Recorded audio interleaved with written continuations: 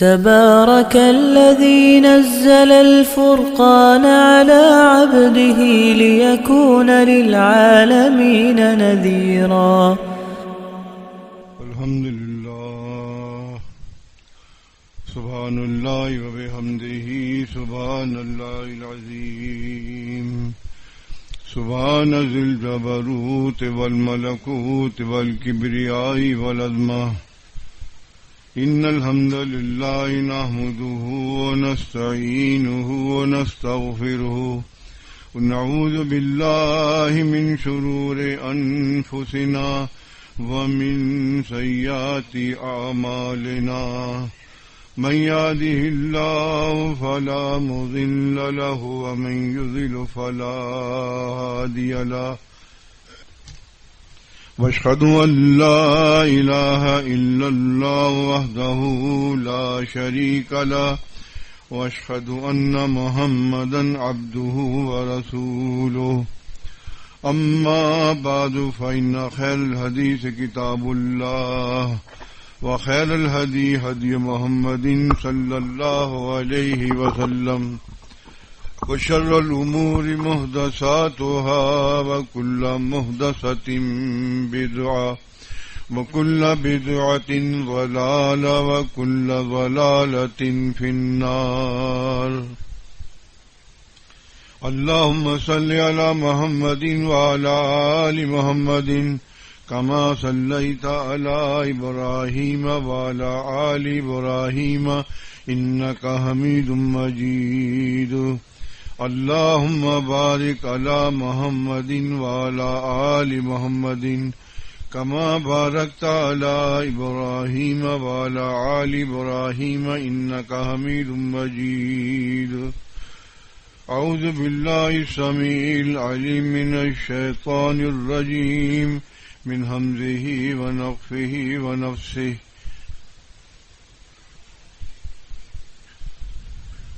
قل يا أهل الكتاب تعالوا إلى كلمة سواء بيننا وبينكم ألا نعبد إلا الله ولا نشرك به شيئا ولا يتخذ بعضنا بعضا أربابا من دون الله فإن تولوا فقولوا اشهدوا بأننا مسلمون.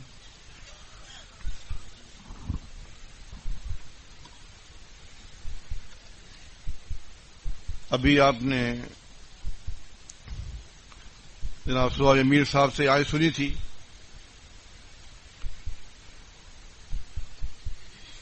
اس آیت کے کئی محل ہیں، اس سے کئی شان نزول ہیں.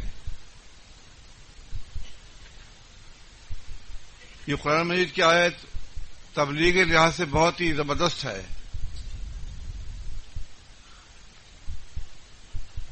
جب اللہ کے رسول صلی اللہ علیہ وسلم مبعوث ہوئے اور آپ نے 13 سال مکہ میں گزارے، تبلیغی کام سر انجام دیے، لیکن خاطر خواہ کامیابی نصیب نہیں ہوئی. مگر اس وقت جو بھی لوگ ایمان لاتے تھے، جو کلمہ پڑھتے تھے، ان کو رسول اللہ صلی اللہ علیہ وسلم کہا کرتے تھے آپ لوگ واپس چلے جاؤ، جب میں غالب آ جاؤں تو پھر واپس آ جانا. بہرحال وہ وقت بھی آیا کہ اللہ تعالیٰ کی طرف سے حکم ہوا. آواز صحیح آ رہی ہے؟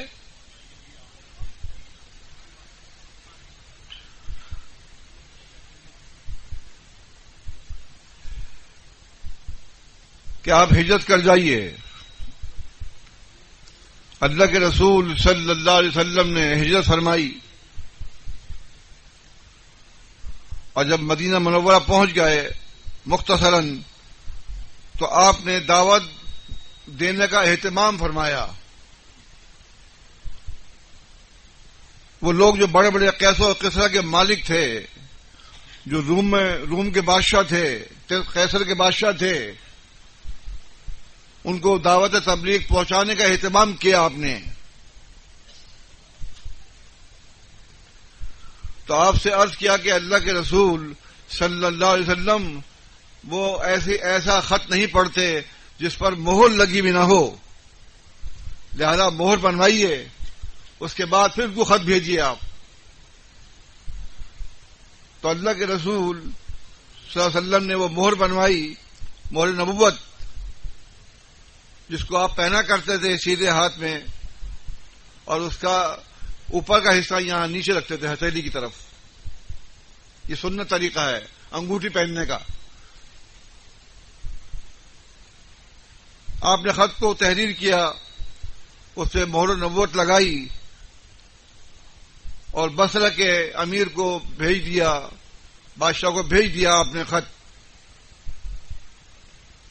وہ خط مختلف ہاتھوں میں سے ہوتا ہوا قیصر کے پاس پہنچا، جو قیصر کا بادشاہ تھا.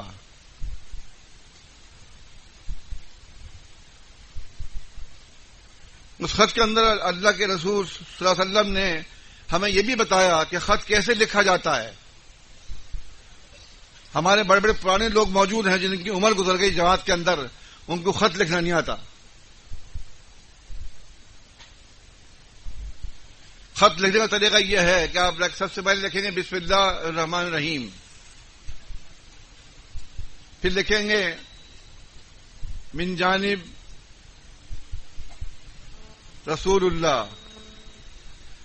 مطلب یہ آپ کا جو نام ہوگا وہ لکھیں گے آپ من جانب محمد، یا آپ کا کوئی اور نام ہے ابراہیم، پھر عبداللہ، پھر آپ کا کوئی اگر عہدہ ہے کہیں آپ کام کرتے ہیں وہ عہدہ وہاں درج کریں گے، اور پھر باخدمت جناب جس کو بھیج رہے ہیں اس کو آگے اس کا نام اور جو اس کا عہدہ ہے وہ کس چیز پر فائز ہے وہ لکھ کر سلام دعا کے بعد اما بات کہنے کے بعد پھر آپ اس کو یہ خط تحریر ہوگا. اسی طرح اللہ کے رسول صلی اللہ علیہ وسلم نے خط کو تحریر کیا اور اس میں لکھا کہ محمد رسول اللہ عبداللہ. آپ نے اس طرح خط لکھنے کے بعد اپنا عہدہ بتایا کہ میں اللہ کا رسول ہوں، اس کا بندہ ہوں، اور پھر آپ نے فرمایا ہرقل بادشاہ روم سلامتی اس پر ہو جو ہدایت کی پیروی کرے. یہ لکھ کر آج خط ان کو بھیج دیا. اس میں یہ آیت درج کی انہوں نے، اس کا میں ترجمہ بعد میں کروں گا. روم کا بادشاہ جو کہ بہت بڑا نجومی تھا، بہت بڑا کاہن تھا، اس کو اس بات کا علم ہو چکا تھا کہ ایک ختنہ کرنے والا آدمی بادشاہ بننے والا ہے، وہ دنیا پہ حکومت کرے گا، لیکن اس کو یہ پتہ نہیں تھا کہ کن لوگوں میں وہ پیدا ہوگا اور کن لوگوں میں سے وہ نکلے گا.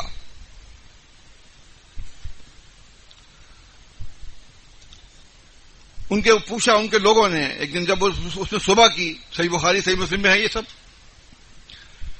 تو پریشان حال تھا. اس کے جو قریب بیٹھنے والے وزراء تھے انہوں نے کہا کہ خیریت تو ہے، آپ کے چہرے سے معلوم ہو رہا ہے کہ آپ پریشان دکھائی دے رہے ہیں، آخر پریشانی کی وجہ کیا ہے؟ ابھی تو آپ کو فتح نصیب ہوئی ہے. اس زمانے میں ہمسا میں تھا، ہمس کے اندر ٹھہرا ہوا تھا، ہمس سے ایلیا، ایلیا سے ہمس، آتے جاتے تھے وہاں پر. یہ بادشاہ نے کہا کہ میں نے رات کو نجوم کے ذریعے ستاروں میں دیکھا کہ ایک ایسا آدمی جو ختنے کرتا ہے وہ عنقریب آنے والا ہے اور وہ جو ہے دنیا پر حکومت کرے گا. انہوں نے کہا یہ گھبرانے کی کیا بات ہے، یہ تو یہودی جو ہیں وہ ختنہ کرتے ہیں، آپ فکر مت کیجیے، سب جگہ خط بھیج دیتے ہیں اور جتنے بھی یہودی ہیں سب کو قتل کر دیتے ہیں. یہ مانا چل ہی رہا تھا کہ غسان کا ایک آدمی پہنچا، غسان کے بادشاہ نے کسی آدمی کو بھیجا کیا نام ہے ہرقل کے پاس، جسے بولتے ہیں ہرکلس، لفظ کیا ہے ہرقل. جب وہ آیا پیغام دے گا، اس نے بھی یہی خدشہ ظاہر کیا. اس نے کہا کہ ہمیں لگ رہا ہے کہ ہماری جو حکومتیں ختم ہونے والی ہیں. جب وہ حالت بتائے اور محمد صلی اللہ علیہ وسلم کا بتایا کہ کوئی پیدا ہو گئے ہیں جو دعوی نبوت کرتے ہیں، تو انہوں نے پھر وہ کہا کہ اس کو دیکھو جا کے کہ اس کی آدمی ختنہ ہوئی بھی نہیں. اس کو لے گئے اور جا کے دیکھا تو اس کی ختنہ ہوئی بھی تھی. اس سے پوچھا آپ ختنہ کرتے ہیں کہ ہاں تمام عرب کے لوگ جو ہیں ختنہ کرتے ہیں. تب اس کو اندازہ ہوا کہ ممکن ہے کہ وہ دعوی نبوت کرنے والا عرب میں سے ہو. اس کی بات چل رہی تھی کہ ابو سفیان اس وقت تک مسلم نہیں ہوئے تھے. ابو سفیان جو ہیں وہ اپنے کچھ چند ساتھیوں کے ساتھ شام سے ہوتے ہوئے ہمس پہنچے، اور جب وہاں پہنچے تو وہ کیونکہ مسافر تھے اور بغرض تجارت گئے تھے، تو ان کو بادشاہ کے جو شرطے تھے انہوں نے پکڑ لیا ان کو اور ان کو پیش کیا. جب بادشاہ نے ان کو معلوم ہوا کہ یہ عرب سے آئے ہیں تو ان کو اس نے پھر اپنے دربار میں بلایا اور دربار میں بلا کر کہا کہ میں تم سے کچھ سوالات کروں گا، آپ مجھے جواب دیں. ابو سفیان سے کہا. ابو سفیان کو کرسی میں بٹھایا اور جو ان کے ساتھ لوگ تھے ان کو پیچھے کھڑا کر دیا انہوں نے. دربار لگا ہوا ہے. جب ابو سفیان اپنے ساتھ کے ساتھ دربار میں گئے تو دیکھا بادشاہ جو ہے تخت شاہی پہ بیٹھا ہوا ہے، اس کے سر پہ تاج رکھا ہوا ہے، اور روم کے جو وزراء ہیں وہ تمام دربار پورا بھرا ہوا ہے. بادشاہ نے کہا ترجمان سے کہ جو پیچھے کھڑے لوگ ہیں ان سے کہو کہ ابو سفیان سے بادشاہ سوالات کریں گے، اگر یہ کہیں پر غلط بیانی کریں یا جھوٹ بولیں تو تم ان کی ہمیں نشاندہی کر دینا فوراً کہ یہاں یہ جھوٹ بول رہے ہیں. تو ابو سفیان بہت پریشان ہوئے. وہ کہتے ہیں کہ یہ سننے کے بعد میں بہت ڈر گیا کہ مجھے سچ بولنا پڑے گا اور میں جھوٹ کا سہارا میں نہیں لے سکتا. بہرحال اب دیکھیں یہ بات میں آپ کو اس سے سنا رہا ہوں کہ آپ لوگ اپنے خاندان سے جماعت المسلمین میں آئے ہیں، مختلف خاندان کے لوگ ہیں، مختلف حسب و نسب کے مالک ہیں، مختلف قوموں کے لوگ جماعت المسلمین میں جمع ہوئے ہیں. یہ آج آپ یہاں پہنچے ہیں، یہ سب اللہ کی مہربانی ہے، اس کی مدد ہے کہ اس نے آپ کو توفیق دی کہ آپ نے اپنا وقت نکالا، اپنا پیسہ خرچ کیا اور یہاں پر قرآن حدیث سننے کے لیے آپ پہنچے ہیں. یہ سب اس کی مہربانی ہے. اس کی مدد کے بغیر ایک قدم نہیں چل سکتے. ابو سفیان سے پہلا سوال کیا بادشاہ نے، تم مجھے یہ بتاؤ کہ تمہارا ان کا کیا تعلق ہے. تو ابو سفیان نے کہا کہ وہ میرے چچا کے لڑکے ہیں. بنو عبد مناف میں اور کوئی نہیں تھا سوائے ابو سفیان کے اس وقت وہاں پر. اس نے کہا اچھا یہ بتاؤ کہ وہ جو دعوی نبوت کرتے ہیں ان کا نسب کیسا ہے. انہوں نے کہا ذو نسب، وہ اعلی نسب والے ہیں.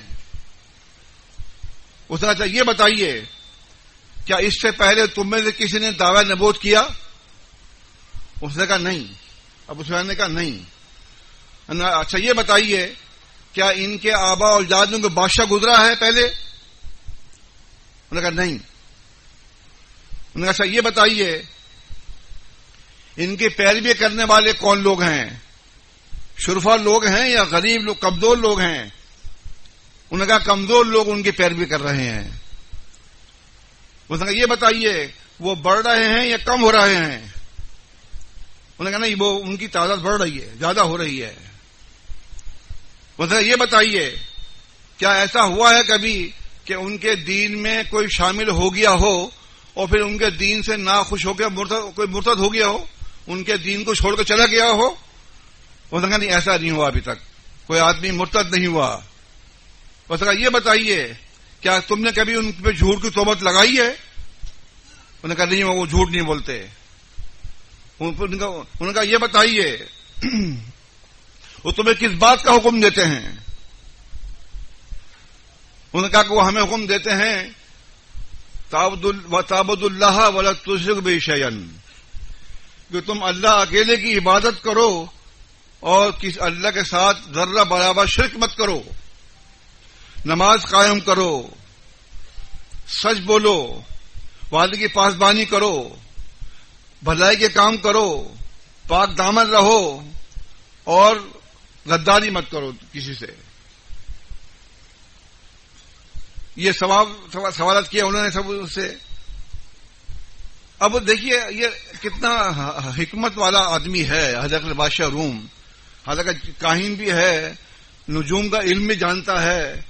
یہ تمام سوالات جو ہیں ایسے ہیں کہ تمام اپنے درباریوں کو سنا رہا ہے. ابو سفیان بھی سن رہے ہیں، ابو سفیان کے ساتھی بھی سن رہے ہیں کہ بادشاہ کیا سوالات کر رہا ہے.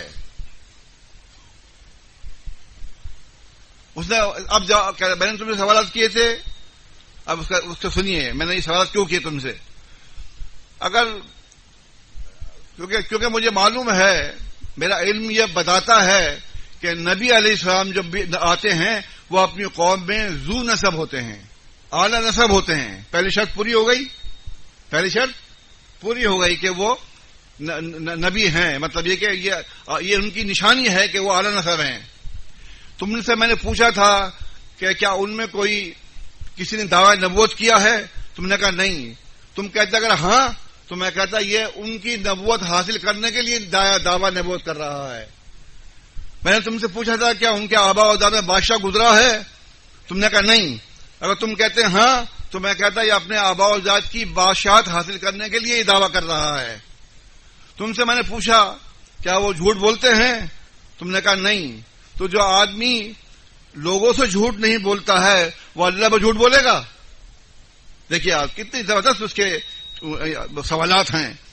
تم سے میں نے پوچھا تھا کہ ان کے متبعین کون لوگ ہیں، شرفا یا غربا؟ تم نے کہا غریب لوگ. اس نے کہا یہی ایمان کی شان ہے یہاں تک کہ وہ کامل ہو جاتا ہے، کیونکہ انبیاء کی پیروی شروع میں لوگ غریب لوگ کرتے ہیں. آپ غور کر سکتے ہیں جملے پر. آج جماعت تو مسلموں نے دیکھی آپ، غریب لوگوں کی تعداد بے شمار ہے اور مالدار لوگ انگلی پر گننے کے مطابق ہوں گے ہماری جماعت کے اندر. تو یہ ایمان کی نشانی ہے، یہ حق کی نشانی ہے. اس نے پوچھا کہ میں نے تم سے پوچھا تھا کہ ان کی تعداد بڑھ رہی ہے یا کم ہو رہی ہے؟ تو تم نے کہا وہ بڑھ رہے ہیں. کہنے کہ جب ایمان کی بشاشت دل کے اندر گھر کر جائے، جب ایمان کی چاشنی دل کے اندر پیوست ہو جائے تو پھر اس کا یہی حال ہوتا ہے کہ پھر آدمی جو ہے نا وہ کہیں بھاگتا نہیں ہے. سمجھے صاحب؟ میں نے تم سے پوچھا تھا کیا ان کے دین میں آنے کے بعد واپس ہوتا ہے، مرتد ہوتا ہے؟ تو تم نے بتایا کہ نہیں، کوئی مرتد نہیں ہوا. اس نے کہا یہ بھی ایمان کی شان ہے، جب ایمان دل میں پیوست ہو جاتا ہے تو کوئی آدمی دین سے صرف سرمو انحراف نہیں کرتا، واپس نہیں جاتا ہے. بات اصل میں یہی ہے. جماعت المسلمین کو جو سمجھ لے گا، اس کی جو حفاظت ہے اس کو سمجھ لے گا، اس کی حقانیت کو سمجھ لے گا، دل میں بٹھا لے گا، وہ کبھی جماعت نہیں چھوڑے گا. آپ اس پہ کتنی سختی کر لیں، اس کے کتنے مقاطع کر لیں، کتنے اس کو آپ مان لیں، کتنے الزامات لگا لیں، وہ بھاگنے والا نہیں ہے. آپ سمجھے؟ تو یہ بھی ایک بات نوٹ کرنے کی ہے. اب کیونکہ یہ دور فتنوں کا ہے. میں بات کر رہا ہوں نبی علیہ الصلوۃ والسلام کے دور کی، جو دنیا میں سب سے بہتر دور کا اس پہ انعقاد ہوتا ہے.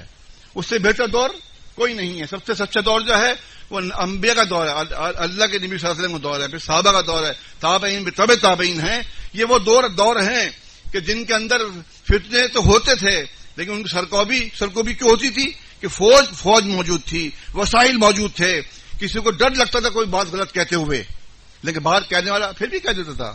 صحیح بخاری کی حدیث ہے، حج کے موقع پہ کسی نے کہا کہ اگر آج عمر مر جائیں تو میں فلاں کے ہاتھ بیعت کر لوں گا.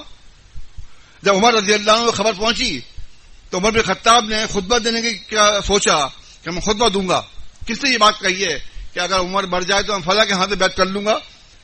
تو عمر عبد الرحمن بن عوف رضی اللہ عنہ نے کہا کہ امیر المومنین اس وقت حج کا موقع ہے، عام اور خاص سب لوگ یہاں پر آئے ہوئے ہیں. آپ جب بات کریں گے آپ کی بات کو صحیح جگہ پہ رکھنے کے لحاظ سے ممکن ہے ایسے لوگ نہ ہوں، آپ کچھ کہیں وہ کچھ اور سمجھ جائیں. نہیں، آپ مدینہ منورہ واپس چلیں اور جو مدینے کے لوگ ہیں سمجھدار ان کے سامنے یہ بات رکھیے. آپ جن میں جملے معترضہ کے طور پر میں نے یہ بات کی آپ کو. بہرحال بادشاہ کے روم کے بادشاہ نے ہرقل نے یہ سارے سوالات کیے اور پھر یہ اس نے جان لیا. اس نے کہا کہ اگر جو میں نے تمہیں سوالات کیے ہیں اگر یہ سب صحیح ہیں، جو تم نے مجھے بتایا ہے، تو وہ نبی ہیں. کیا کہا انہوں نے؟ کہ وہ نبی ہیں. وہ اور ان قریب وہ میرے قدموں کے مالک بن جائیں گے. کیا کہا؟ وہ ان قریب میرے قدموں کے مالک بن جائیں گے. اگر مجھے ان تک جانے کی رسائی ملی تو میں ان کے پیروں کو دھو دھو کے پیوں گا. اس کا ذہن بدل گیا, دل اس کا بدل گیا. جو جوابات اس نے کیے ابو سفیان سے, وہ جب یہ بات شروع ہوئی تو محل کے اندر پھر آپ کا خط منگوایا گیا اور خط کو پڑھا گیا. خط میں وہی تھا اللہ کے نبی صلی اللہ علیہ وسلم سے. اس میں یہ آیت لکھی ہوئی تھی, اے رسول آپ کہہ دیجئے اے اہل کتاب, تعالوا الی کلمۃ سواء بیننا بینکم, تم ایک ایسی بات کی طرف آ جاؤ جو ہم میں تم میں مشترک ہے, ہم بھی مانتے ہیں اس کو, تم بھی مانتے ہو, اس میں کوئی اختلاف نہیں ہے ہمارا. وہ کیا ہے؟ اللہ نعبد الا اللہ, کہ ہم عبادت نہیں کریں گے مگر اللہ کی. اس کو تم بھی مانتے ہو, ہم بھی مانتے ہیں. ولا نشرک بہ شیئا, اور اللہ کے ساتھ ذرہ برابر شرک نہیں کریں گے. ولا یتخذ بعضنا بعضا اربابا من دون اللہ, اور اللہ کو چھوڑ کے ہمارے بعض کو رب نہیں بنائیں گے. فإن تولوا, پھر بھی اگر تم اس پیغام سے روگردانی کرتے ہو, تو اس پیغام سے منہ پھیرتے ہو, تو تم گواہ رہو. فقولوا اشہدوا بأننا مسلمون, کہ تم گواہ رہو کہ ہم مسلم ہیں. تو مطلب یہ کہ مسلم ہونے کا دعویٰ جب کریں گے آپ, جو چیزیں یہاں پر میں بتا رہا ہوں, اور بادشاہ کے سامنے بھی خط پڑھا گیا, اور یہ خط پڑھنے کے بعد اس کا ترجمہ کیا گیا, تو محل کے اندر شور مچنا شروع ہو گیا. جب شور مچنا شروع ہوا تو ابو سفیان اور ان کے ساتھیوں کو وہاں سے نکال دیا گیا, دربار سے باہر کر دیا گیا. اور شور ہونے کے بعد لوگ جو ہیں وہ مطلب اس بات کو برداشت نہیں کر سکے. بادشاہ نے کہا سنو, اگر تم چاہتے ہو کہ تمہاری حکومت برقرار رہے, اگر تم چاہتے ہو کہ تم دنیا میں سرخرو ہو اور اللہ کے ہاں میں سرخرو ہو جاؤ, تو تم اس نبی کی بیعت کر لو. کیا کہا؟ اس نبی کی بیعت کر لو. بھائی یہ سننا تھا کہ وہ لوگ جو تھے سراسیمہ ہو کے دربار کی طرف بھاگے, اور کیونکہ دربار کے دروازے پہلے ہی اس نے بند کروا دیے تھے بادشاہ نے, سمجھے نا. جب دروازے بند پائے اس نے اور دیکھا کہ یہ اتنی نفرت کر رہے ہیں ہدایت سے, تو پھر ان کو بلایا واپس اس نے, ہرقل بادشاہ روم نے, اور پھر ان سے کہا آپ گھبراؤ نہیں, میں تمہارا امتحان لے رہا تھا, میں یہ دیکھ رہا تھا تم اپنے عقیدے میں کس قدر پکے ہو, اور میں نے دیکھ لیا تم اپنے عقیدے میں بہت پکے ہو. جب یہ بات کہی تو تمام کے تمام لوگوں نے اس کو سجدہ کیا, ہرقل بادشاہ روم کو, اور وہ اس نے خاموشی اختیار کی, اور جو ایمان اس کے دل میں پہنچا تھا اس کو اس نے چھپا دیا. اس کے بعد آگے ملتا نہیں ثبوت کہ اس نے کیا کیا, آیا کہ وہ ایمان لایا یا نہیں لایا, یا مطلب اس کو امام کرام اپنی بادشاہت جو تھی, ظاہر ہے اب اس کو بادشاہ چھوڑنی پڑ رہی تھی. اگر وہ بادشاہ چھوڑ دیتا, مسلم ہو جاتا, آتا تو سیدھا اللہ کے نبی کے پاس آتا صلی اللہ علیہ وسلم کے پاس, اور کیا تھا لائیے ہاتھ, میں مسلم ہو رہا ہوں, میں نے بادشاہ کو ٹھوکر مار دی ہے. ایسا بھی ہوا ہے. ایسے کتنے صحابہ کرام ہیں جو اپنے بڑے بڑے قبیلوں کو چھوڑ کر, سرداری کو چھوڑ کر آ کے آپ کے ہاتھ بیعت کر لی. تو بتانے کا مقصد میرا یہ ہے کہ آپ سب لوگوں کو یہ پیغام میں دینے کے لیے آیا تھا کہ آپ سب لوگ اللہ کے دین کے لیے نکلتے ہیں. اللہ کا دین آپ تک پہنچ چکا ہے. آپ جانتے کہ جماعت المسلمین ہی صحیح جماعت ہے. آج کل یہ چیز بھی سامنے آپ کے آ رہی ہے کہ جو کلمہ گو جو ہیں وہ سب جنت میں جائیں گے. دیکھیے, جنت میں بھیجنا یا دوزخ میں بھیجنا یہ ہمارا کام نہیں ہے, یہ کام تو اللہ کے ہاتھ میں ہے, سمجھے نا, یہ کام اللہ کے ہاتھ میں ہے. بعض ایسی حدیث پیش کرتے ہیں کہ جس سے سننے والا یہ سمجھتا کہ ہاں یار بات تو صحیح ہے, یہ کلمہ جو پڑھے گا وہ جنت میں جائے گا, اور وہ عمل کی بات نہیں کرتے ہیں. دیکھیے اس سلسلے میں آئے تو قرآن مجید کی سورہ حجرات کے اندر, قالت الاعراب آمنا قل لم تؤمنوا ولكن قولوا اسلمنا ولما يدخل الايمان في قلوبكم وان تطيعوا الله ورسوله لا يلدكم من اعمالكم شيئا. دیہاتوں نے کہا کہ ہم ایمان لے آئے. آیت کیا کہہ رہی ہے؟ آیت میں کیا کہ دیہاتوں نے کہا ہم ایمان, کیا مطلب کہ ہم نے کلمہ پڑھ لیا ہے, ہم ایمان لے آئے ہم. تو اللہ نے فرمایا ابھی تم ایمان نہیں لائے, تم نے ابھی اسلام قبول کیا ہے, تم نے ابھی اسلام قبول کیا ہے، ابھی ایمان تمہارے دلوں میں داخل نہیں ہوا، ابھی تم نے زبانی اقرار کیا ہے، تم نے زبانی اقرار کر کے اشہد ان لا الہ الا اللہ و اشہد ان محمد رسول اللہ پڑھا ہے۔ پڑھنے کے بعد جو ہے وَإِن تُطِيعُوا اللَّهَ وَرَسُولَهُ، اگر تم کلمہ پڑھنے کے بعد ایمان تمہارے دل میں نہیں گیا، ابھی تم نے صرف اقرار کیا ہے اس بات کا کہ ہاں ہم اللہ کو ایک مانتے ہیں اور محمد صلی اللہ علیہ وسلم کو رسول مانتے ہیں، یا تم نے اقرار کیا ہے، اگر تم اللہ رسول کی اطاعت کرتے رہو گے تو پھر تمہارے دل میں ایمان داخل ہوگا۔ تو مطلب صاف ہو گیا، محض کلمہ پڑھنے سے آدمی کو جنت نہیں ملتی جب تک کہ وہ عمل نہ کرے۔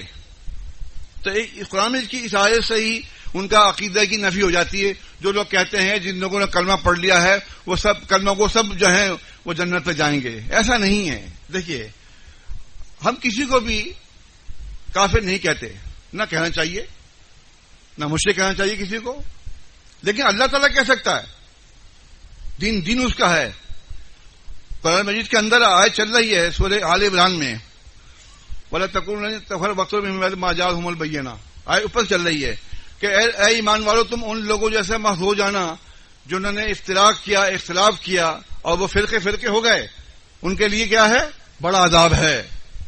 یوم تبیض وجوہ وتسود وجوہ، وہ وقت یاد کرو کہ جس دن قیامت کے دن بہت سے چہرے روشن ہوں گے اور بہت سے چہرے جو ہیں وہ کالے پڑ گئے ہوں گے۔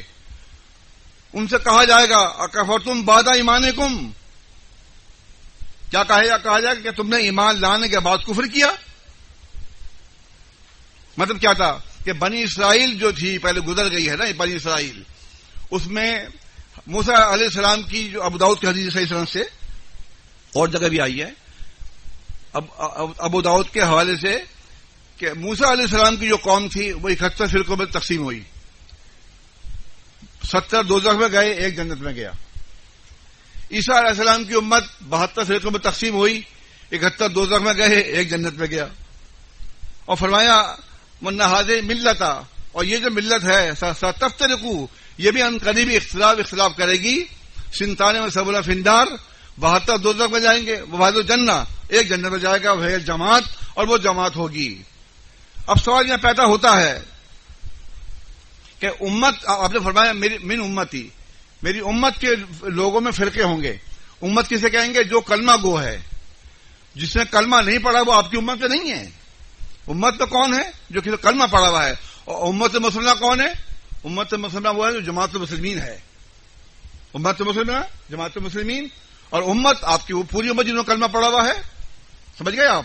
تو یہاں اللہ نے خود فرمایا اکفرتم بعد ایمانکم، تو اللہ نے خود فرمایا کہ جو لوگ پہلے ایمان لائے تھے بنی اسرائیل میں، موسیٰ علیہ السلام کی قوم، عیسیٰ علیہ السلام کی قوم، یہ جو قوم ہے محمد صلی اللہ علیہ وسلم کی، اگر یہ بھی فرقہ بندی کرے گی تو یہ بھی کفر کا کام کرے گی۔ یہ فرقہ بندی کیا ہے؟ کفر ہے۔ یہ قرآن مجید کی آیت بتاتی ہے، ہم کسی کو کافر نہیں کہہ سکتے، لیکن قرآن مجید کی آیت کہہ رہی ہے ہم صرف پہنچانے والے ہیں۔ صحیح بخاری کی حدیث ہے بلغوا انی ولو آیا، ایک آیت بھی ہے تو اسے پہنچاؤ لوگوں تک۔ اب کیا کہیں گے صاحب؟ دیکھیے صاحب وہ حدیث سنیے، اللہ کے رسول صلی اللہ علیہ وسلم کو ابان بن مالک رضی اللہ عنہ نے جو نابینا تھے انہوں نے ان کو بلایا اور ان سے کہا کہ میں نماز پڑھنے 5 وقت مدینہ نہیں آ سکتا ہوں، تو آپ کسی وقت میرے گھر آ جائیے اور آپ جہاں نماز پڑھ دیں گے میں اسے نماز کی جگہ بنا کر وہاں نماز پڑھتا رہوں گا۔ میں اللہ کے رسول صلی اللہ علیہ وسلم نے وعدہ فرما لیا اور صبح کو ابو بکر رضی اللہ عنہ کے ساتھ پہنچے اور ان کو سلام کر کے اندر گئے اور جاتے پوچھا آپ نے کہ کہاں تم چاہتے ہو کہ میں نماز پڑھ دوں؟ اللہ کے نبی صلی اللہ علیہ وسلم نماز پڑھ رہے تھے، اتنے میں آپ کے آمد کی وہ جو تھی خبر وہ ایسے پھیل گئی محلے کے اندر کہ جوک لوگ جمع ہو گئے، گھر بھر گیا، گلی بھر گئی، سب فل۔ لیکن اس میں مالک بن دخشن نہیں تھا، تو انہوں نے وہ آپس میں بات کر رہے ہیں اور اللہ کے نبی صلی اللہ علیہ وسلم نماز پڑھ رہے ہیں۔ انہوں نے کہا کہ مالک دشمن جو ہے وہ منافق ہے۔ جب یہ بات کہی تو آپ نے سلام پھر کہا کہ نہیں، تمہیں ایسی بات نہیں کرنی چاہیے اپنے بھائی کے بارے میں، اس نے کلمہ پڑھا ہے اللہ کو خوش کرنے کے لیے، تم اس کو منافق بولتے ہو؟ انہوں نے کہا کہ اللہ کے رسول صلی اللہ علیہ وسلم ہم اس لیے اس کو منافق بول رہے ہیں کہ اس کا اٹھنا بیٹھنا منافقین کے ساتھ ہے. یہاں دیکھیے اس وقت تمام لوگ جمع ہیں اور ان کا گھر یہ سامنے ہے، مگر وہ ہمارے پاس اس وقت موجود کیوں نہیں ہے؟ ان کو بھی موجود ہونا چاہیے تھا. پورے محلے میں خبر پھیل گئی ہے، محلہ بھی اتنا بڑا نہیں ہے، آخر وہ کیوں نہیں آئے؟ ان کے نہ آنے کی وجہ سے ہمیں یہ خدشہ ہوا اور ہمارے ذہن میں یہ سوال اٹھا کہ یہ منافق ہے. پھر بھی فرمایا آپ نے کہ نہیں، جو آدمی اللہ رسول کی رضا جوئی حاصل کرنے کے لیے کلمہ پڑھتا ہے اس پر اللہ نے دوزخ کو حرام کر دیا ہے. سمجھے صاحب؟ تو مطلب بتانے کا یہ تھا، یہاں یہ بات نکل آئی. آپ اس بات کو لے کر جائیے، جو لوگ جماعت چھوڑ دیتے ہیں، جو لوگ منافقین قسم کے جماعت میں لوگ ہیں، ان کے بعد اگر آپ اٹھے بیٹھے گا ایک صحیح آدمی تو وہ بھی بدنام ہوگا. آپ جانتے ہیں کہ محاورہ ہے کہ اگر ایک نمازی آدمی شراب خانے سے نکلے، نمازی آدمی تو کہ ارے یہ شراب پیتا ہے، حالانکہ وہ تو شراب نہیں پیتی، وہ کسی کام سے اندر گیا تھا شراب خانے کے اندر، اور اگر شرابی نکلے مسجد سے تو کہیں گے واہ واہ اس نے نماز شروع کر دی ہے، یہ تو شراب پیتا تھا. اس طریقے سے یہ بات آپ کے حافظے میں ہو گیا. یہ ایسی مثال ہے ہم سنتے رہتے تھے اپنے جب بچپن سے جوان ہوئے ہیں. تو یہاں بھی یہی بات ہے کہ جو لوگ بگاڑنے والے لوگ ہیں ان سے رابطہ کیسا؟ اگر پھر بالفرض بحال اگر آپ کو اس بھائی کے لیے دل میں آپ کے یہ تمنا ہے، اس کے لیے درد ہے، خیر خواہی ہے کہ یار یہ جماعت سے نکل گیا ہے، اس کو میں لے کر آؤں، تو پھر آپ امیر کو بتا کر جائیے کہ امیر محترم وہ بگڑ گیا ہے، پتہ نہیں کیسی ہم چاہتے ہیں کہ اس کو ہم لے آئیں، تو ہمیں آپ ان سے بات کرنے کی اجازت دے دیں. مجھ سے کیا فائدہ ہوگا؟ اگر کوئی مسلم دیکھتا بھی ہے اس کو بات کرتے ہوئے اور وہ ہمیں خبر پہنچاتا ہے تو ہم کہہ کہ نہیں اس نے اجازت لی ہوئی ہے اس کو سمجھانے کے لیے، ٹھیک ہے. بغیر اجازت کے اگر آپ جائیں گے تو پھر آپ بھی بدنام ہوں گے، وہ تو خیر جمع چھوڑ چکا ہے. تو یہ یہاں اس حدیث سے یہ بات نکل آئی. دوسری حدیث صحیح بخاری صحیح مسلم میں ہے. جنگ ہو رہی ہے، ایک کیا نام ہے کافر نے کئی مسلمین کو قتل کر کے جنت میں پہنچا دیا. ایک کافر نے کئی مسلمین کو قتل کر کے جنت میں پہنچا دیا. ظاہر جو شہید ہوگا مسلم وہ جنت میں جائے گا نا. لیکن جب وہ تلوار کے نیچے آیا تو اس نے کہا لا الہ الا اللہ. کیا کہا اس نے؟ لا الہ الا اللہ. انصاری نے تلوار کھینچ لی اور اسامہ نے کہا نہیں، انہوں نے اس کو مار دیا، اس کو قتل کر دیا. انصاری نے کہا اسامہ نے یہ تم نے کیا کیا؟ کلمہ پڑھ رہا تھا. کہنے وہ کلمہ تلوار کے خوف سے پڑھ رہا تھا، اس نے ہمارے کتنے بھائیوں کو شہید کر دیا، قتل کر دیا. اور جب یہ تلوار کے نیچے آیا تو کہتا لا الہ الا اللہ. پہلے اس وقت ان کی بات بھی ہمیں صحیح معلوم ہو رہی ہے کہ بھئی یہ ہو سکتا ہے، ایسا ممکن ہے کہ آدمی جب دیکھتا کہ میں مرنے والا ہوں تو وہ کہتے لا الہ الا اللہ. جیسے فرعون نے کہا تھا جب وہ فرعون ڈوبنے لگا قرآن مجید میں تو اس نے پڑھا لا الہ الا اللہ، اور جبریل علیہ السلام اس کے منہ میں مٹی بھر رہے تھے یہ کلمہ نہ پڑھے، کلمہ نہ پڑھے. بہرحال شکایت پہنچی اللہ کے نبی صلی اللہ علیہ وسلم کو. آپ نے اسامہ کو طلب کیا. اسامہ رضی اللہ عنہ سے پوچھا کہ اے اسامہ کیا تم نے اس کو کلمہ پڑھنے کے بعد قتل کر دیا؟ کیا کہا؟ کیا تم نے اسے کلمہ پڑھنے کے بعد قتل کر دیا؟ اس نے کہا اللہ کے رسول صلی اللہ علیہ وسلم وہ تلوار کی خوف سے کلمہ پڑھ رہا تھا. آپ نے فرمایا کہ اسامہ تم نے اس کا دل چیر کے کیوں نہیں دیکھا؟ تم زبان سے اس کی بات سن رہے تھے، دل بھی چیرتے کہ اندر بھی اس کی یہ بات تھی جو تم اس کے ظاہری بات سے سمجھ رہے تھے. اسامہ خاموش ہو گئے. آپ فرمایا کہ اسامہ تم قیامت کے دن جب وہ یہ کلمہ لے کر آئے گا تم کیا جواب دو گے؟ تو یہ ایسی حدیث سناتے ہیں جو کہتے ہیں سب کلمہ کو جنت سے جائیں گے. تو یہ حدیث پیش کرتے تھے کہ حدیث موجود ہے، اس کو ڈاٹا نبی صلی اللہ علیہ وسلم نے اور کہا جو کلمہ لے کر آئے گا. وہ تو اس لیے ڈاٹا میرے بھائی کہ ایک آدمی جب کلمہ پڑھتا ہے تو اس کو کلمہ پڑھنے کے بعد اس کو عمل کا موقع دیا جائے. اس کو دیکھیں کہ کلمہ پڑھنے کے بعد یہ عمل کرتا نہیں کرتا ہے. ابھی اس نے کلمہ پڑھا آپ اس کو پھر بھی مار رہے ہیں، نہیں اس کو چھوڑ دیں. آپ کا کام کیا ہے؟ اس کو چھوڑ دیں. دیکھتے ہیں کہ عمل کرتا نہیں کرتا ہے. عمل تو شرط ہے. تو اس لیے آپ نے فرمایا کہ تم اس کو چھوڑ دیتے، اس کو موقع دیتے کلمہ پڑھنے کے بعد. پھر اگر وہ عمل نہ کرتا تو تمہارا قتل کرنا صحیح ہوتا. اس وقت تمہارا قتل کرنا صحیح نہیں تھا. یہ اس کی وضاحت ہے. لہٰذا یہ حدیث بھی ان کے کام کی نہیں ہے. میں ایسی حدیث بتا دیتا ہوں کہ ایک وقت کی نماز نہیں پڑھی ہے وہ جنت میں گیا. ایک یہودی لڑکا، صحیح بخاری صحیح مسلم کی حدیث ہے، ایک یہودی لڑکا اللہ کے رسول صلی اللہ علیہ وسلم کی خدمت کرتا تھا. خدمت کیا کریں، بچوں کو بھی ہمارے چاہیے کہ بڑوں کی خدمت کریں.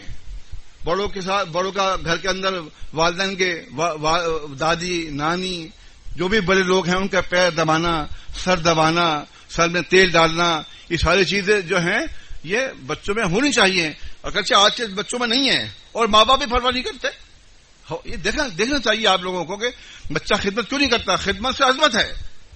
اب دیکھیں نا ابن عباس رضی اللہ تعالیٰ عنہ جملہ مترجہ صحیح بخاری میں ہے، جب اللہ کے رسول صلی اللہ علیہ وسلم تشریف لائے بیت الخلاء سے تو آپ نے دیکھا کہ لوٹے میں پانی بھرا رکھا ہے. آپ نے پوچھا ام سلمہ رضی اللہ عنہا سے کہ یہ پانی کس نے رکھا ہے؟ انہوں نے کہا لڑکے نے. کس لڑکے نے؟ کہ ابن عباس نے، عبداللہ بن عباس نے. تو آپ نے ان کو اپنے سینے سے لگایا اور فرمایا یہ فقیہ فی الدین، اے اللہ اس کو دین میں فقاہت عطا فرما، اللہ محل کتاب، اس کو کتاب کا علم دے. تو دعا ملی نا. دعا کیوں ملی؟ کہ انہوں نے لوٹا بھر کے پانی کا رکھا. اللہ کے نبی صلی اللہ علیہ وسلم ہوں یا دوسرے جو آپ کے بزرگ ہیں ان کی خدمت کیجیے. اسی طرح وہ یہودی لڑکا خدمت کرتا تھا. وہ اچانک بیمار ہو گیا اور وہ 2-4 دن وہ مسجد میں نہیں آیا. آپ کی عادت تھی، آپ جو آدمی دیکھتے تھے آپ روزانہ وہ نہ دکھائی دے تو معلوم کرتے تھے. آپ نے پوچھا کہ وہ لڑکا جو خدمت کرتا تھا کیا بات ہے، وہ دکھائی نہیں دے رہا ہے. آپ کو بتایا گیا کہ وہ بیمار ہے. آپ نے فرمایا آؤ اس کی عیادت کرتے ہیں. کیا کرتے ہیں؟ اس کی عیادت کرتے ہیں، اس کی مدد پرسی کرتے ہیں. رسول صلی اللہ علیہ وسلم گھر پہنچے اور اس کے سرہانے جا کے بیٹھ گئے.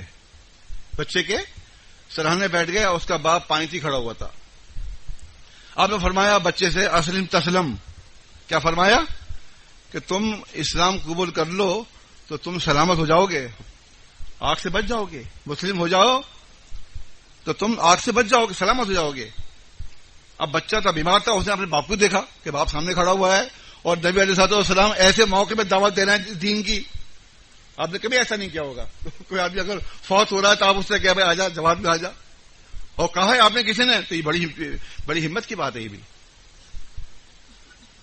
باپ نے اشارے سے کہا، ایسے کیا مطلب اتے ابو القاسم، اس نے اشارے سے کہا کہ ابو قاسم کی بات مان لو، صحیح کہہ رہے ہیں.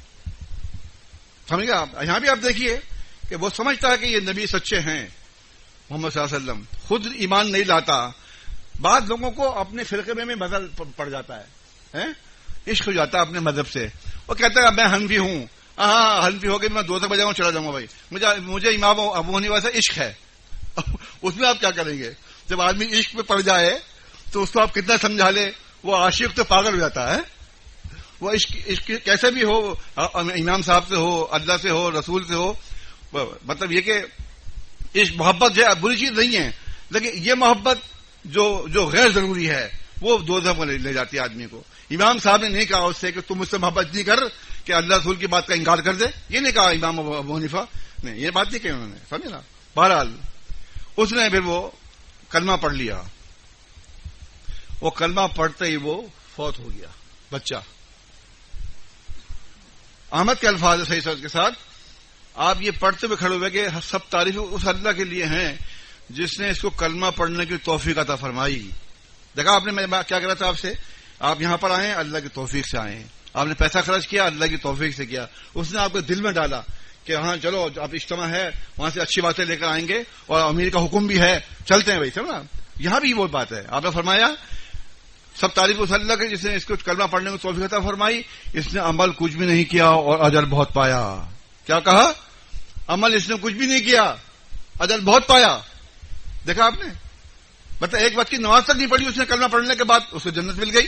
بھائی ایسے واقعہ بھی تو ہے نا. وہ اب اس کا یہ مطلب نہیں ہے کہ کوئی آدمی بے نمازی تو کلمہ پڑھ کے وہ جنت میں چلا جائے گا. نہیں، اس کو موقع نہیں ملا. وہ کلمہ پڑھتے ہی فوت ہو گیا نا. اگر وہ جیتا، زندگی اس کی ملتی تو کلمہ پڑھنے کے بعد وہ عمل کرتا اور اللہ کے نبی کو نبی مانتا. لیکن اس کو اتنا موقع نہیں ملا، وہ فوت ہو گیا. تو اس طرح سے اگر مواقع احادیث میں آتے ہیں تو اس طرح وہ لوگوں کو بیوقوف نہ بنائیں کتاب کلمہ ہر کلمہ کو جو ہے وہ جنت میں جائے گا؟ اچھا میں سوال کرتا ہوں، چلیے صحیح بخاری صحیح مسلم کی حدیث ہے، جو آدمی امام جماعت المسلمین کے امیر سے ایک بارش دور ہوتا ہوا مر گیا، فماتا میتۃ جاہلیۃ، تو اس کی موت جو ہے جہالت کی موت ہوگی، صحیح ہے نا؟ تو کیا وہ کلمہ نہیں پڑھتا تھا، نماز نہیں پڑھتا تھا، روزے نہیں رکھتا تھا، سارے کام کرتا تھا، وہ کیوں دوزخ میں کیا جا رہا ہے؟ کیوں جہالت کی موت مر رہا ہے؟ کہ اس نے امیر جماعت کا کہنا نہیں مانا معروف باتوں میں، سمجھے نا آپ؟ جب وہ کہنا نہیں مانے گا تو کلمہ ان کا کام نہیں آئے گا بھائی، نماز کوئی کام نہیں آئے گی، ایسے موقع پر سیدھا بے کسی رسید کے جائے گا دوزخ کے اندر۔ تو یہ یہاں بھی آپ دیکھ لیجیے، یہ ایسی بہت سی احادیث موجود ہیں جو امیر کے سلسلے میں آئی ہیں، امیر کی اطاعت کے لیے آئی ہیں، ان سے دوری جو ہے وہ جہالت کی موت کا پیغام دیتی ہیں۔ تو یہ بھی تو یہاں بھی تو دیکھیں کلمہ پڑھنے والے سارے لوگ موجود ہیں، ہمارے لوگ جو بیٹھے سارے، یہ ماشاءاللہ اللہ تعالیٰ ان کو استقامت دے اور یہ دین پہ جمے رہیں اور امیر کی معروف باتوں میں اطاعت کرتے رہیں۔ دیکھیے میں نہیں سمجھتا کوئی امیر گناہ کا حکم دے گا آپ کو، کوئی یہ کہے آپ نماز چھوڑ دو دیکھ لوں گا میں، تم سود کھاؤ دیکھ لوں گا میں، تم رشوت کھاؤ وہ دیکھ لوں گا، کوئی بات نہیں ہے۔ کوئی امیر ایسا کہتا ہے؟ نہیں کہے گا میرا خیال تو۔ دیکھ اس کو جو سمجھدار ہوگا وہ کبھی بھی ایسی بات نہیں کہے گا، کیوں کہ وہ ظاہر اللہ نے اس کو امیر بنایا ہے جماعت المسلمین کا، وہ آپ کو وہی حکم دے رہا ہے جیسے اب جو آپ یہاں آئے ہیں یہ امیر کا حکم ہے، اور یہ حکم ایسا جیسے کہ نبی کا اور جیسے اللہ کا حکم، کیونکہ یہاں پر آپ آئے ہیں دین سیکھنے کے لیے، دیندار بننے کے لیے، قرآن حدیث سننے کے لیے یہاں پر آئے ہیں، تو یہی معروف حکم ہوتا امیر جماعت المسلمین کا۔ تو بات میں کر رہا تھا آپ سے کہ اس قسم کے لوگ پیغام آج کل چھوڑ رہے ہیں کہ صاحب وہ ایک حدیث پیش کرتے ہیں، سنن کبریٰ بہقی میں ہے صحیح سند سے، بروز قیامت اللہ تعالی کے سامنے ایک آدمی آئے گا جس کی 999 کتابیں گناہ سے بھری ہوں گی، اب وہ ظاہر یقیناً سوچ رہا ہوگا میں دوزخ میں جاؤں گا۔ اللہ ذوالجلال والاکرام نے اس سے پوچھا یا ابتی، اے میرے بندے کیا تیرے پاس کوئی نیکی ہے جو تو نے دنیا میں کی ہو؟ اس نے کہا نہیں مجھے تو یاد نہیں آتی کہ میں نے نیکی کی ہوگی دنیا میں رہتے ہوئے۔ اللہ نے کہا نہیں تیری نیکی ایک ہمارے پاس ہے۔ کیا کہا؟ تیری نیکی ایک ہمارے پاس ہے۔ وہ کیا ہے؟ وہ یہ ہے کہ تو نے لا الہ الا اللہ اور محمد رسول اللہ پڑھا تھا۔ وہ پرچی آئے گی اڑتی ہوئی، وہ پرچی اس کے ہاتھ میں آئے گی، وہ دیکھے گا اس میں کہ میں نے اس بات کی گواہی دی ہے۔ وہ پرچی ترازو میں رکھیں گے اور وہ پلڑا جھک جائے گا۔ فَمَّن ثَقُلَتْ مَوَازِينُهُ فِي شَدٍّ رَاضِيَةٍ وَمَّن خَفَّتْ مَوَازِينُهُ فَأُمُّهُ هَاوِيَةٌ۔ قرآن میں کیا آیت ہے نا، جس کی تولے بھاری ہو گئی وہ ایسے عشت کرے گا جنت کے اندر، اور جس کی تولے ہلکی ہو گئی اس کی ماں حاویہ ہے، دوزخ ہوگی، سمجھے نا؟ تو وہ اب یہ کہتے ہیں کہ دیکھیے صاحب یہ جو آدمی تھا اس کی تمام کتابیں گناہ سے رنگی ہوئی تھیں، بدعمالی سے رنگی ہوئی تھیں، اور یہ اس کو بھی پتا تھا کہ میرا کوئی نیکی نہیں ہے، لیکن اس نے کلمہ پڑھا ہوا تھا اور اس کو بھیج دیا اللہ تعالیٰ نے جنت کے اندر۔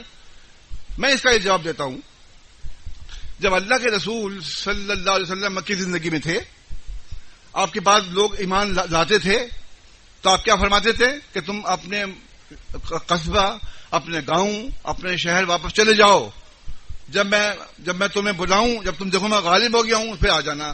اس وقت نہ نماز تھی، نہ زکوٰۃ تھی، نہ روزہ تھا، نہ کوئی عمل نہیں تھا۔ اگر کوئی آدمی کلمہ پڑھنے کے بعد واپس جا کے مر گیا، فوت ہو گیا، تو کلمہ تو اسے پڑھ لیا تھا نا۔ اگر وہ گناہگار تھا یا اس نے شرک کیا ہوگا تو تمام چیزیں ختم ہو جاتی ہیں۔ کیوں کہ وہ جاتے ہی فوت ہو گیا۔ کیونکہ ہمیں یہاں تصدیق دینی پڑے گی، دو حدیثوں کو لڑائیں گے نہیں ہم۔ ہمارا نبی کا فرمان کیا ہے کہ جو آدمی نماز چھوڑتا ہے فقط کفر، وہ کافر ہو جاتا ہے۔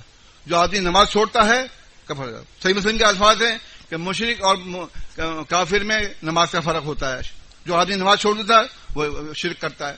یہ تمام چیزیں یہ ہیں، جیسے نسائی کی حدیث صحیح سند کے ساتھ موجود ہے، اللہ کے نبی نماز پڑھائی، باجماعت نماز، ایک صاحب بیٹھے ہوئے تھے، نماز نہیں پڑھی انہوں نے۔ آپ نے فوراً پوچھا لیسا مسلم، کیا فرمایا آپ نے؟ کیا تم مسلم نہیں ہو؟ انا مسلم۔ تو انہیں پھر تم نے نماز کیوں نہیں پڑھی ہمارے ساتھ؟ اس نے کہا کہ میں نماز پڑھ کے آیا تھا گھر سے. سمجھا؟ تو آپ نے فرمایا جب کبھی بھی تم ایسے آؤ اور جماعت سے نماز ہو رہی ہو تو تم نماز پڑھ لو, وہ تمہاری نفل ہو جائے گی, یہ تمہارے فرض بن جائیں گے. سمجھے نا؟ تو معلوم کیا ہوا کہ جو آدمی نماز نہیں پڑھتا وہ مسلم نہیں ہے. یہاں آپ نے یہ بات کہہ کر وعدے کر دیا کہ کیا تم مسلم نہیں ہو؟ جیسے میں مسلم ہی نہیں, مسلم ہوں, میں نماز پڑھ کے آیا تھا. تو نماز ہمارے ہاں پڑھنا ضروری ہے. جو آدمی بے نمازی ہے, نماز نہیں پڑھتا ہے, وہ شرک کرتا ہے, وہ کفر کرتا ہے. یہ حدیث کے الفاظ موجود ہیں, اس سے جنگ کرنے کا حکم ہے. سمجھ صاحب؟ چلیے دوسری بات سنیے, صحیح بخاری صحیح مسلم کی حدیث ہے. ابو بکر رضی اللہ تعالیٰ عنہ خلیفۃ المسلمین بنے. جب خلیفۃ المسلمین بنے تو کتنے کلمہ گو لوگوں نے زکوٰۃ کا انکار کر دیا کہ ہم زکوٰۃ نہیں دیں گے. ابو بکر رضی اللہ عنہ نے کہا کہ جو اللہ کے رسول صلی اللہ علیہ وسلم کو زکوٰۃ دیتا تھا, اگر وہ اس میں سے ایک رسی بھی روکے گا تو میں اس کے روکنے میں اس سے جنگ کروں گا, اس سے میں جنگ کروں گا. عمر بن خطاب رضی اللہ عنہ کہا کہ یا خلیفۃ المسلمین, آپ ان سے کیسے جنگ کر سکتے ہیں؟ وہ کلمہ گو ہیں, کلمہ پڑھتے ہیں, اور اللہ کے نبی صلی اللہ علیہ وسلم کا فرمان ہے وقاتل الناس حتی یقولا لا الہ الا اللہ, کہ میں اس وقت جنگ کروں گا جب تک وہ لا الہ الا اللہ نہ پڑھ لیں, اور جب لا الہ پڑھ لیں گے تو انہوں نے اپنا آپ, اپنا مال, اپنی عصمت سے بچا لی مجھ سے. تو آپ کیسے جنگ کر سکتے ہیں؟ تو ابو بکر رضی اللہ عنہ نے کیا جواب دیا؟ جو آدمی نماز اور زکوٰۃ میں فرق کرے گا, اے عمر میں ان سے ضرور جنگ کروں گا, میں ان سے وہ رسی بھی لوں گا زکوٰۃ کی جو وہ مجھ سے روکیں گے. عمر بن خطاب رضی اللہ عنہ کہتے ہیں میں سمجھ گیا کہ ابو بکر صحیح بات کہہ رہے ہیں.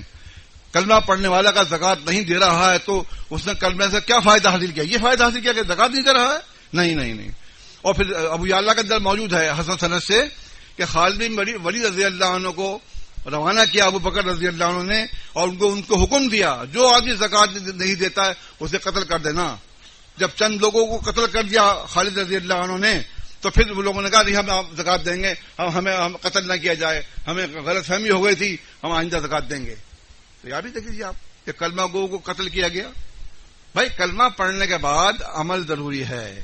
اگر آپ عمل نہیں کرتے ہیں تو پھر آپ سمجھ لیں کہ وہ کلمہ آپ کو فائدہ نہیں دے گا. اس کے لیے حدیث سنیے دوسری, شعب الایمان کے اندر ہے, فتح الباری میں نقل کرتے ہیں حافظ ابن حجر حسن سند کے ساتھ, کہتے ہیں کہ اللہ بن حضرمی رضی اللہ تعالیٰ عنہ کو آپ نے تبلیغ کے لیے بھیجا اور ان سے کہا تم یہ کہنا ان لوگوں سے کہ لا الہ الا اللہ مفتاح الجنہ, کہ جو لا الہ الا اللہ پڑھ لے گا وہ جنت کی کنجی ہے. یہ دوسری روایت میں جو معاذ بن جبل رضی اللہ عنہ روایت کرتے ہیں شعب الایمان کے اندر, آپ نے فرمایا اگر ان جیتا بے مفتاح لہو اسنان, اگر تم وہ کنجی لے کر آئے جس کنجی میں دندانے ہیں. کیا سمجھے بات؟ سمجھنے کی ہے. اگر کنجی جو ہے جنت کی کنجی جو ہے وہ کنجی کے اندر کا دندانے پڑے ہیں تو فتح لہو, اس کے لیے دروازہ کھل جائے گا. اگر کنجی وہ لے کے جاتا ہے اس میں دندانے نہیں ہیں تو پھر وہ دروازہ اس کے لیے نہیں, لم یفتح لہو, اس کے لیے دروازہ نہیں کھلے گا جنت کا. سمجھ گئے آپ؟ تو پوچھا اس کا مطلب کیا ہے؟ تو بتایا گیا عمل. کنجی میں دندانے کب پڑیں گے؟ جب لا الہ الا اللہ پڑھنے کے بعد اب عمل کریں گے. اگر آپ نے عمل نہیں کیا تو دندانے نہیں پڑیں گے اس کے اوپر, تو کنجی وہ بیکار ہے. وہ کنجی آپ کے کسی کام کے نہیں ہے. وہ لا الہ الا اللہ پڑھنا بیکار ہے, وہ کسی کام کا نہیں ہے. تو اسی طرح آپ اس کو یہاں لیں گے اور ان کو بتائیں گے جو یہ سب لوگوں کو کہتے ہیں سارے کے سارے یہ کلموں کو جنت میں جائیں گے. بھائی ہم کون روکنے والے ہیں؟ لیکن قرآن و حدیث ان کو روکتا ہے. سمجھے نا؟ جتنے بھی فرقے والے ہیں سب کلمہ گو ہیں, انہوں نے دین بدل دیا. آپ کے سامنے موجود ہے. نماز بدل دی ہے, وضو بدل دیا ہے. ایسی سنتیں جو سب ختم ہو چکی تھیں جماعت المسلمین نے ان کو زندہ کیا ہے. آپ کے سامنے موجود ہے. آپ کے سامنے موجود. آپ ہر چیز کو آپ ناپ تول کے دیکھیے نا, کتنی سنتیں ہیں جو ہم زندہ کی جماعت المسلمین نے, اور الحمدللہ اس میں ہم کامیاب, اللہ ہماری مدد کر رہا ہے. کل ہم جائیں 20 سال پہلے تو اتنے آدمی نہیں تھے. اب آئیں تو لوگ بڑھ رہے ہیں نا, کم ہماری تعداد کم آ رہی ہے. کیوں؟ ہماری تبلیغ ہے, انبیاء والی تبلیغ ہے. فاتقوا اللہ واطیعون, اللہ نے ڈرو میری اطاعت کرو, وہ ہم بات کرتے ہیں. ہم کسی کیا نام ہے ولی اور کسی ایسے آدمی کی بات نہیں کرتے جو سید ہے, بڑا ہے. نہیں, ہم بات کرتے ہیں قرآن و حدیث کی. اسی کی پیروی سے ہم نجات پائیں گے, اسی کی پیروی سے ہم انشاءاللہ فلاح پائیں گے اور جماعت ہماری چلے گی. جب بھی ہم لوگ قرآن حدیث سے ہٹیں گے اللہ کی مدد ختم ہو جائے گی. ابھی بات میری یاد رکھنا, حضرت صحیح بخاری کی حدیث ہے, فرماتے ہیں اللہ کے رسول صلی اللہ علیہ وسلم ہر سال جو سال آتا ہے اس کے بعد وہ اس سے برا آتا ہے. آپ دیکھتے نا نئے نئے فتنے آتے ہیں, ایسے تو فتنے جو کبھی سنے نہیں ہوں گے آپ نے, سن کے آدمی پریشان آ گیا, یہ اچھا آج یہ بات نکال دی انہوں نے, آج یہ بات نکال دی انہوں نے. تو یہ اصل چیز ہے نا. تو بہرحال جیسے صحیح بخاری سے مسلم کی حدیث ہے کہ مومن جو ہے مومن مثل اس درس کے ہے کہ جب اس کو ہوائیں لگتی ہے نا تو ادھر جھک جاتا ہے, ادھر سے ہوائیں تو ادھر جھک گیا, ادھر سے ہوائیں تو ادھر جھک گیا, ادھر سے ادھر جھک گیا, لیکن گرتا نہیں ہے وہ درخت گرتا نہیں ہے. یہ مثل کس کے ہے؟ مومن کے ہے. مومن جو ہے وہ اس درس کے مانند ہے. جب اس کو پریشانیاں پہنچتی ہیں اس کو, تو وہ پریشانی جب اس کو پریشان کرتی ہیں تو وہ بیچارہ ادھر جھک جاتا ہے, کبھی ادھر بھاگتا ہے, کبھی ایسے بھاگتا ہے, کبھی ڈرتا ہے میں کدھر جاؤں, یہ مجھے یہ فتنے پریشان کر رہے ہیں. لیکن پھر وہ اللہ تعالیٰ ان کو ہٹا دیتا ہے اور درخت پھر اپنی جگہ پہ کھڑا ہو جاتا ہے. سمجھے آپ؟ تو اس طرح کی باتیں آپ کے سامنے ہمارے ساتھ ہوتی رہی ہیں اور آج بھی ایسی باتیں ہوتی ہیں. جب فتنہ کو نکلتا ہے نا تو پھر وہ آدمی پریشان ہو جاتا ہے.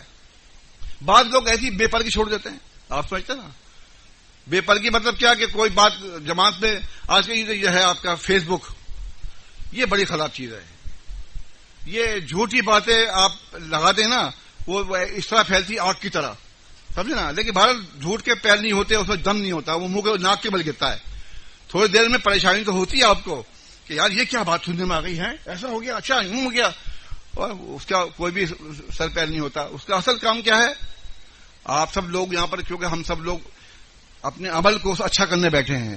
اب دیکھیں عمر خطاب رضی اللہ تعالیٰ عنہ کہتے, صحیح بخاری سے مسلم میں ہے کہ ایک انصاری سے میں نے یہ معاہدہ کیا کہ ایک دن تم جاؤ گے اللہ کے نبی کے پاس, ایک دن میں جاؤں گا. جس دن تم نہیں جاؤ گے میں تمہیں بتاؤں گا, جس دن میں نہیں جاؤں گا تم مجھے بتاؤ گے. وہی کی خبریں. تو ایک دن کیا ہوا کہ صبح کا ٹائم تھا, انصاری آئے گھر پہ اور دروازہ بتا ڈر میں ڈر گیا. میں نے کہا انہوں نے کہا سما ہوا عمر, کیا عمر اندر ہیں؟ انہوں نے کہا ہاں میں ہوں, کیا ہوا؟ کہنے لگے بہت بڑا واقعہ ہو گیا ہے. انہوں نے کہا غسان نے حملہ کر دیا. اس زمانے میں غسان حملے کی تیاری کر رہا تھا ہمارے اوپر کرنے کی. اس دن اس سے بڑا واقعہ بھی ہو گیا. کیا ہوا کہ نبی علیہ الصلوۃ والسلام نے اپنی بیویوں کو طلاق دے دی. انہوں نے کہا خبت حفصہ نامراد ہو گئی. مطلب اپنی بیٹی کو کہا انہوں نے, وہ نامراد ہو گئی. اگر حفصہ کو طلاق دے دیا اللہ کے نبی صلی اللہ علیہ وسلم نے. میں نے فوراً کپڑے پہنے اور فوراً میں مسجد میں گیا, نماز پڑھی فجر کی. تو رسول اللہ صلی اللہ علیہ وسلم نے اوپر بالا خانے پہ ایلا کر لیا 1 مہینے کا, اور انہوں نے کھجور کا گدا رکھا تھا ایسے, اس گدے سے اتر کے آتے تھے مسجد میں اور گدے سے اوپر چڑھ جاتے تھے اوپر. سمجھ صاحب تو کہتے ہیں وہ جب آتے نا تو ان کا توازن برقرار رہتا, وہ ایسے سے نہیں گرتے. کیوں؟ جب 5 وقت اترتے تھے وہ 5 اوپر جاتے تھے نماز پڑھنے کے, تو توازن برقرار, ان کو عادت پڑ گئی تھی. پھر انہوں نے کہا جو کھڑا تھا چوکیدار کہ آپ جا کے میری لیے اجازت مانگو اللہ کے نبی صلی اللہ علیہ وسلم سے. اور اندر گئے اور جا کے کہا کہ عمر خطاب جو ہیں آپ کے پاس آنے کی اجازت مانگتے ہیں. آپ نے اجازت نہیں دی. انہوں نے کہا اجازت نہیں مل رہی ہے. پھر جا کے بیٹھ گئے وہ. اور لوگ بھی بیٹھے ہوئے تھے جن کی لڑکیاں آپ کی عقد میں تھیں, سب پریشان تھے, کنگرے ادھر سے ادھر کر رہے تھے. پھر ان کو کیا نام ہے ہجان اٹھا عمر بن خطاب کو. پھر کہا کہ وہ میری اجازت طلب کرو جا کے. وہ پھر گئے, پھر ان سے پوچھا, پھر ہم اجازت نہیں دی. پھر جا کے بیٹھ گئے. پھر تیسری مرتبہ کہا کہ جا کے اجازت مانگو میرے لیے. پھر آپ نے انکار کر دیا. پھر انہوں نے زور سے کہا کہ اس ہستی کی قسم جس کے ہاتھ میں عمر کی جان ہے, اے اللہ کے رسول صلی اللہ علیہ وسلم, اگر آپ حکم دیں گے حفصہ کی گردن باندھنے کی تو میں اس کی گردن اڑا دوں گا. میں اس کی حمایت کرنے نہیں آیا ہوں. سمجھ آپ بھائی بات جب کیا کہ چلے تو پھر ان کو اجازت مل گئی. پھر عمر بن خطاب رضی اللہ عنہ بڑے ہلتے جلتے اوپر پہنچے. اندر جا کے دیکھا تو اللہ کے رسول صلی اللہ علیہ وسلم کے جسم پر نشان پڑ گئے ہیں چٹائی کے.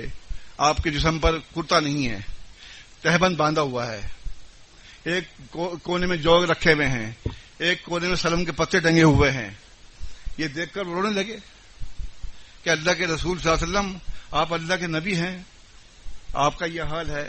اور جو قیس و کسریٰ کے بادشاہ ہیں وہ پھلوں میں اور نہروں میں خوب عیش کر رہے ہیں. تو آپ نے فرمایا کہ عمر ان کے لیے دنیا ہے، ہمارے لیے آخرت ہے. سمجھے نا؟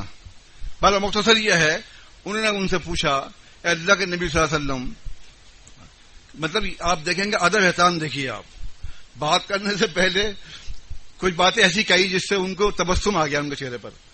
مطلب کیا؟ آپ نے عمر بن خطاب نے کہا کہ اللہ کے رسول صلی اللہ علیہ وسلم جب ہم مکہ میں ہوا کرتے تھے تو عورتوں میں ہم غالب ہوتے تھے، جب ہم مدینے میں آئے تو عورتیں ہم پہ غالب ہیں. جو یہ بات کہی تو آپ نے تبسم فرمایا. ایسی ایک دو باتیں اور بھی کی آپ نے. عمر بن خطاب نے جب دیکھا کہ بار بار تبسم فرما رہے ہیں تو پھر پوچھا کہ اللہ کے رسول صلی اللہ علیہ وسلم کیا آپ نے اپنی بیویوں کو طلاق دے دی ہے؟ اب فرمایا نہیں، میں نے طلاق دے دی ہے. انہوں نے کہا اللہ اکبر، زور سے کہا عمر بن خطاب نے کہ تعجب میں کہ یہ لوگ سب کیا بات پھیلا رہے ہیں اور یہ کہہ رہے ہیں میں نے طلاق دی نہیں ہے. آپ نے فرمایا کہ میں نے 1 مہینے کے لیے ایلا کیا ہے، سمجھے نا، اور 1 مہینے کے بعد میں اتر آؤں گا. طلاق دے دی میں نے. انہوں نے کہا میں جا کر بتا دوں باہر کہ ہاں بتا دو. اس سے کیا بات نکلی کہ جس کے بارے میں خبر آپ کو ملتی ہے آپ اس سے فون کر کے پوچھیں کہ آپ کے بارے میں یہ سننے کے کیا ایسا کچھ ہوا ہے، تو آپ کو صحیح آپ جگہ پہ پہنچیں گے اور صحیح آپ کو معلومات مل جائے گی. آپ اس سے پوچھتے ہیں 6% سے، اس کو خود پتہ نہیں ہے، وہاں گئے ادھر گئے، وہ بات کہیں سے کہیں بن جاتی ہے اور پھر وہ شیطان جو ہے وہ ہمیں آپس میں دل برے کر دیتا ہے. تو ایسا مت کیجئے، آپ آپس میں یگانگت رکھیں. کل جسد ایک جسم کے مان رہیے. اللہ نے آپ کو بڑی مشکل ہدایت دی ہے، اس ہدایت کی قدر کیجئے. اپنے مسلم بھائی پہ ایسی بات مت لگائیں جو اس نے کی نہیں ہے، اور کی بھی ہے تو خیر خواہی کا نام کیا ہے؟ جب آپ بیعت کرتے ہیں تو کیا بیعت لیتا ہوں میں کہ تم ہر مسلم کی خیر خواہی کرو گے. کسی مسلم نے غلطی کری ہے اگر تو اس کے پاس جاؤ، کہا یار گھبرانے کی کوئی بات نہیں، سب سے غلطی ہو جاتی ہے، ہم ساتھ ہیں آپ کے، آپ فکر مت کرو، ہم تمہیں انشاءاللہ اللہ کوئی نہ کوئی اس کا متبادل نکال دے گا. مطلب جو بھی آپ کا اس کو سمجھانے کے غرض سے الفاظ آتے ہیں سمجھائیں گے، وہ بھی خوش ہو جائے گا اور وہ اس کو جو غم ہے تھوڑا بہت ضرور غلط ہوگا. یہ نہیں کہ ایک تو آدمی پہلے غم زدہ ہے اس پہ مزید جھوٹے الزامات لگا دو، تو یہ بات ٹھیک نہیں ہے. ایسے معاشرے کے لیے اگر طاقت ہوتی تو کوئی آدمی بولے گا نہیں. یہ بھی آپ کو میں بتا دوں کہ بعض لوگ ڈنڈے کے یار ہوتے ہیں، وہ باتوں سے نہیں ڈنڈے سے مانتے ہیں، ایسا لوگ موجود ہیں جماعت کے اندر. بہرحال تو بتا یہ رہا تھا میں آپ کو کلمہ گو جو ہیں بغیر عمل کے جنت میں نہیں جائیں گے. وہ کنجی جنت کی جب کام آئے گی جب اس میں دندانے ہوں گے. اگر اس کنجی میں دندانے نہیں ہیں تو وہ کنجی بیکار ہے. وہی بات ہے کہ عمل آدمی نہیں کرتا ہے کلمہ پڑھنے کے بعد، اس نے اللہ کو ایک نہیں مانا اس کے حقوق میں، اس کی ذات میں، اس کی صفات میں، تو وہ کہاں موحد رہا. انہوں نے کہا محمد رسول اللہ، محمد اللہ کے رسول ہیں، اس کی پیروی نہیں کی ان کی، تو وہ کیوں آئے دنیا کے اندر؟ بھائی وہاں وہیں تو تم ان کی اطاعت کرو گے تو ہدایت پا جاؤ گے. ہدایت کے بغیر، ان کی اطاعت کے بغیر 4 رکعت نہیں ہے. کلمہ پڑھنے کے بعد یہ تمام چیزیں ضروری ہیں. ہاں یہ ضرور ہے کہ بعض کلمہ گو نوح علیہ السلام کے زمانے میں بھی، تو اس حکیم صحیح حدیث ہے، نوح علیہ السلام کے زمانے میں بھی لا الہ الا اللہ تھا. وہ پہلے رسول سے بخاری کی حدیث ہے، وہ پہلے رسول ہیں نوح علیہ السلام. تو ایسے لوگ بھی آئیں گے جنہوں نے صرف لا الہ الا اللہ پڑھا ہوگا اور ان کو جو دوزخ سے نکالا جائے گا. اور یہ بھی بات بھی صحیح بخاری سے مسلم میں ہے کہ بروز قیامت جس کے دل میں رائے کے دانے کے برابر بھی ایمان ہوگا اس کو نکالا جائے گا. بشرطے کہ ایمان رائے کے دانے کے برابر ہو تب نکالا جائے گا نا. اور جب ایمان نہیں ہے تو پھر کیسے نکالا جائے گا؟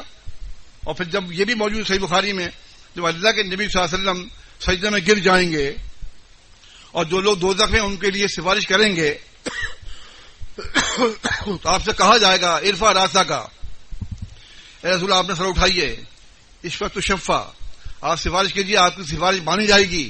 سل توتا، سوال کیجیے دیا جائے گا آپ کو، سمجھے؟ تو آپ پھر کہیں گے میری امتی امتی امتی.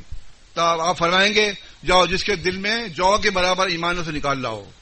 پھر کہا جائے گا جس کے دل میں گیہوں کے برابر اس کو نکال لاؤ، جس کے برابر جس دل کے اندر رائے کے دانے کے برابر اس کو بھی نکال لاؤ. سمجھے نا؟ پھر آخر میں آئے گا حبس القرآن. اللہ تعالیٰ فرمائے گا، صحیح بخاری کے الفاظ ہیں، اے رسول ان کی سفارش کیجیے گا، ان کی مت کیجیے گا. تو یہاں بھی اللہ تعالیٰ کا حکم چل رہا ہے. جن کو اللہ بخشنا چاہتا ہے اپنے نبی کو بتا رہا ہے کہ ان کی کریے گا، ان کی مت کریے گا، ان کی کریں گے تو یہ بخشے نہیں جائیں گے، بے شک آپ کہہ دیں. تو پھر نبی علیہ الصلوۃ والسلام ان کی سفارش کریں گے جس میں اللہ کی مرضی ہوگی. سمجھنا ہے؟ تو یہاں بھی یہ بات ثابت ہوتی ہے کہ بروز قیامت کلمہ پڑھنے کے بعد دنیا پڑی ہوئی ہے.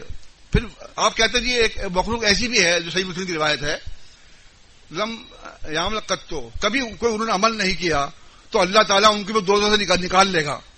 ہیں بھائی اس لیے نکال لے گا، وہ صحیح بخاری کی حدیث ہے، جب جنت بھرے گی نہیں، جب دیکھے گا اللہ جنت اب بھی خالی ہے، کیا ہوگا؟ جنت اب بھی خالی پڑی ہوئی ہے، تو اللہ ایک ایسی مخلوق پیدا کرے گا نہیں بالکل جس سے جنت بھر جائے گی. اب بتائیے آپ یہ کون لوگ ہوں گے؟ عمل کیا ہوگا نہیں کیا ہوگا، جنت میں لے کے بھر دے گا اللہ تعالیٰ. تو ان چیزوں میں ہمیں نہیں جانا چاہیے، ہمیں اپنے عمل کا محاسبہ کرنا، ہمیں جواب دینا ہے.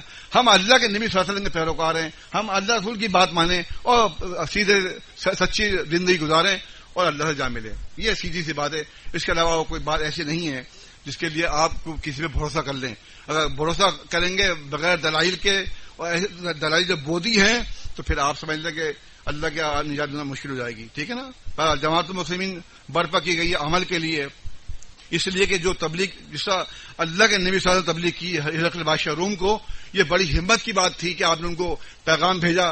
ہم بھی ایسا کرتے ہیں الحمدللہ. جب مرکزی اجتماع ہوتا ہے ہمارا کراچی کے اندر، تو ہم تمام جو وزراء ہیں وزیر اعظم سے لے کے نیچے تک سب کو دعوت نامے جنرل سیکرٹری صاحب جو ہیں وہ بھیجتے ہیں. وہ باقاعدہ مجھ سے دکھاتے ہیں کہ اس کو سائن کرا کے، اور سب کو ہم دعوت نامہ بھیج دیتے ہیں. ہمارا کام دعوت نامہ بھیجنا ہے، اس میں حدیث بھی لکھتے ہیں، آیت بھی لکھتے ہیں، ہم لکھتے ہیں. اب جس کا نصیب میں وہ آئے گا، جس کے نصیب میں نہیں آئے گا، ہمارا کام پہنچانا، ہم نے پہنچا دیا. تو آپ کا کام بھی یہ ہے کہ یہاں سے یہ لے کر جائیں دل میں کہ جن کو ہم تبلیغ کرنا چاہتے ہیں ہم کیوں نہیں کرتے. خاص کر گھر کے اندر، گھر میں اخلاق سے بات کریے، پیار محبت سے بات کریں. وہ یہ کہیں کہ لڑکا کل تک تو بہت یہ بات سنتا نہیں تھا میری، ہے آج تو میری بات سن رہا ہے، مجھے میرے کام کرتا ہے، مجھ سے پوچھتا اماں کو کام کرنا ہے. تو وہ بھی یہ چیز دیکھ کے ان میں تبدیلی آئے گی. بد اخلاقی، تندخوئی، بد مزاجی، ڈانٹ ڈپٹ کرنا، چیخو پکار کرنا گھر، یہ چیزیں تمام آپ کے لیے نقصان دہ ہیں. آپ اگر آپ چاہتے ہیں فلاح پانا، اخلاق بھی اچھا ہونا چاہیے. یہ بھی نسائی کی صحیح حدیث ہے، اخلاق کو بھی تولا جائے گا بروز میزان کے اندر. جس کے اخلاق خراب ہوگا وہ بھی دو چلا جائے گا. وہ بعد میں نکل آئے. لیکن میں یہ کہتا ہوں کہ اس آدمی کا کیا فائدہ جو جماعت المسلمین آ کے بھی دوزخ میں گیا. آپ مجھے بتائیے میں غلط کہہ رہا ہوں؟ آپ جماعت المسلمین آ کے بھی دوزخ میں گئے تو فائدہ کیا؟ کوئی فائدہ نہیں ہے. نہیں، ہوشیار رہیے. مسلم بدھو نہیں ہوتا، مسلم چوبند ہوشیار ہوتا ہے.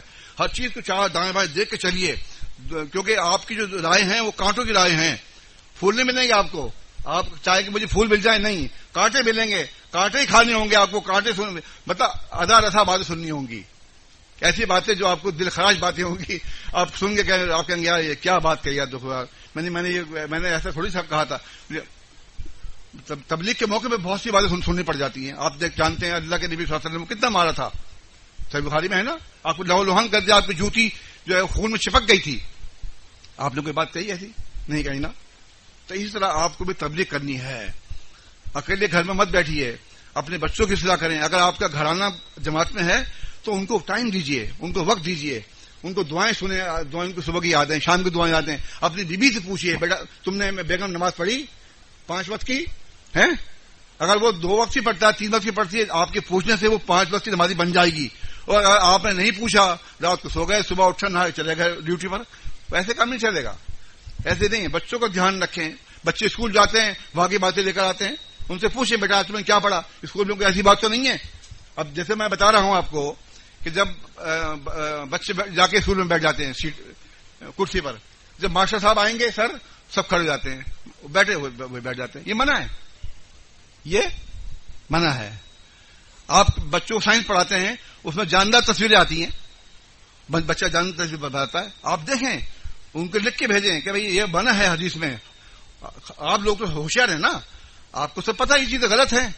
جاندار کی تصویر بنانی منع ہے، ورنہ اس میں روح ڈالنی پڑے گی. تو آپ کو بولو گے اس کو تم سینری دے دو، سینریاں درخت بنوا لیں، ٹب بنوا لیں, بالٹی بنوا لیں, اور بہت سی ایسی چیزیں جن میں جان نہیں ہوتی ہے, روح نہیں ہوتی ہے, وہ بچے سے بنوائیں. جاندار تصویر مت بنائیے. بچوں کو بھی ڈرائیں, بچے کا بھی دھیان بناتے رہیے. وہ کب بنے گا؟ جب اس کو لے کے بیٹھیں گے آپ, اس کا کورس دیکھیں کیسا ہے, کورس میں کہاں کہاں کیا چیز ہے. تو اس سے آپ نہیں تو آپ کی بیگم, مطلب اس میں دونوں بیویوں کی ایک ذمہ داری ہے کہ آپ اپنی اولاد کو چاہتے ہیں کہ وہ آپ کی آنکھوں ٹھنڈک بن جائیں. آپ چاہتے ہیں آپ کی اولاد آپ کے کام آئے ہیں, تو جب ہی آئے گی جب اس کو آپ تھوڑا سا وقت دیں گے, انہوں دیکھیں کہ کیا کر رہے ہیں کیا نہیں کر رہے ہیں. تو میں سمجھتا ہوں انشاءاللہ اللہ تعالیٰ ہم سب کو توفیق دے. ہمارا گھر جو ہے, جو چھوٹی سی ریاست ہے, وہ ایسی ریاست ہو جو اسلامی ریاست ہو. اس میں شوہر جو ہے وہ اس کو رائی کا لقب دیا ہے, اور وہ جو ہے بیوی اس کی وہ رائیہ ہے, بادشاہ وہ وزیر اعظم ہے, اور جو اس کی اولاد ہے وہ اس کی عوام ہے. یہ سمجھ لیں آپ, چھوٹی سی حکومت ہے نا. تو اس طرح سے ان بچوں کو, اپنی بیوی کو, اپنے آپ کو بھی, کیونکہ اگر آپ اپنے آپ کو صحیح رکھنا چاہتے ہیں تبھی آپ بیوی سے بھی بات کریں گے. اگر آپ کو خود بھی عملی ہوگی تو بیوی سے کیا خراب بات کریں گے. بچے خود کہیں گے ابو جی آپ اسے کرتے ہیں ایسا, پھر آپ کیا جواب دے سکتے ہیں. تو بہرحال میں بات کر رہا ہوں بغیر نام لیے, تو آپ خود سوچیں کہ آپ کو ان چیزوں پر کیسے کس طرح سے قابو پانا ہے. ہمارے پاس ہمارے بیٹھے ہوئے نجم الدین صاحب, یہ افغانستان کے امیر ہیں. کہاں کے؟ افغانستان کے امیر ہیں. یہ ماشاءاللہ ان کی دیکھیں, انہوں نے بہت تبلیغ کری وہاں پر, اور پورے وہاں پہ جو پورا ان کا علاقہ سب کو ہلا کر رکھ دیا. وہ لوگ جو ہمارے پاس سے اکیلے اکیلے گئے تھے نا, ان سب سے جا کے انہوں نے ملاقات کی.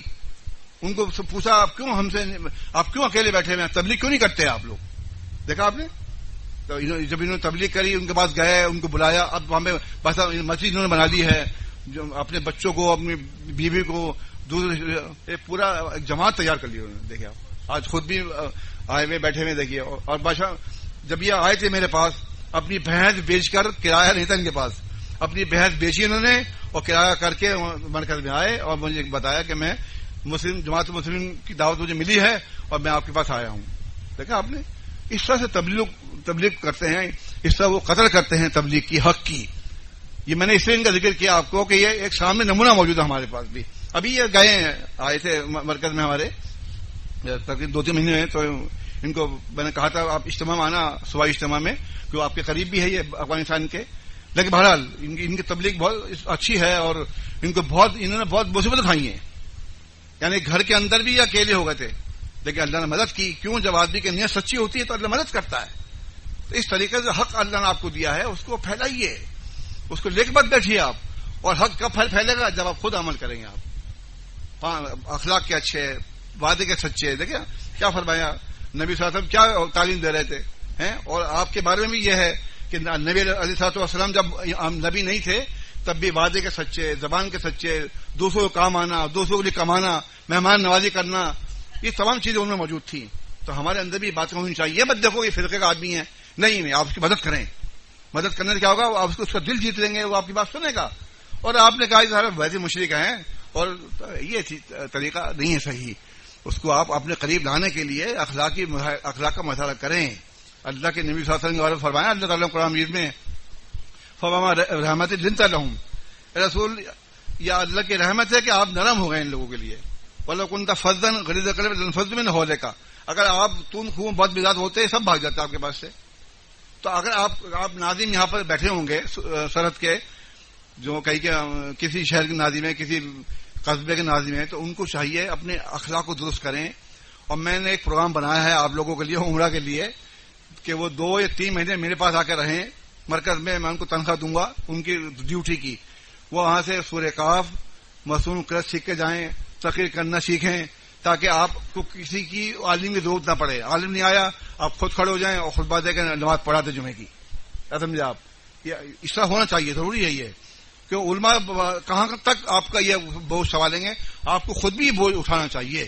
تو اس لیے کہ آپ اگر نوکری پیشہ ہیں تو جو آپ کی تنخواہ جائے گی وہ جماعت ادا کر دے گی آپ کو. جب آپ رہیں گے 2 مہینے, 1 مہینے, 3 مہینے, جو بھی دے سکتے ہیں, کم سے کم 1 مہینہ تو آپ کو رہنا پڑے گا ہی.